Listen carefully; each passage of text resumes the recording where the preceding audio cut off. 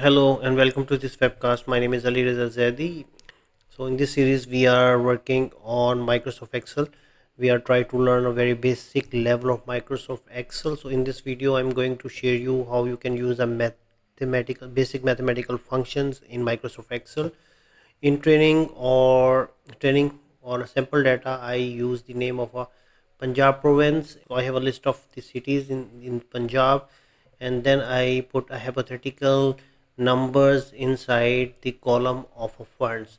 So I'm going to apply a different functions, mathematical functions like sum, average, count, highest and lowest between these funds. So if I go to check the sum means that I want to get the all values sums. For example, we put equal sign, then put a sum function and bracket start, and from this, and I drag to end of my column or my rows at the 22 row.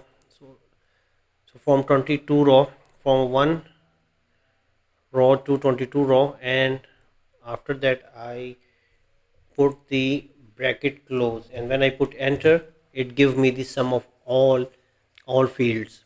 So for average I'm going to put equal and then average, and put average, then bracket start, and from this to where the last value, and select here and then go back and close the bracket and put an enter.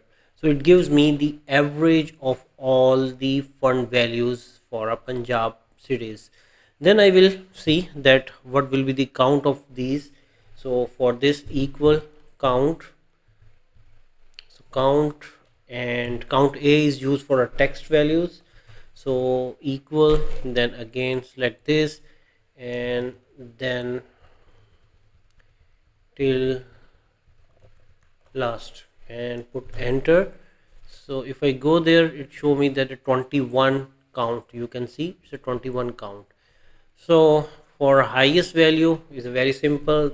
It's provide us some math functions equal math max and bracket start, and select for a first cell, shift and I click on a below arrow key till the end of my required row is a 22, and then enter. So max value will be this, and similar I can calculate the min value or lowest value equal min and bracket start, select the first cell and drag into till the last cell. It goes 22 right, and enter. You can see it gives me the lowest value. So math functions are very easy. It can be used in many places. In a future episode I will show you how we can use for arithmetic functions. Thank you for watching. See you in another video.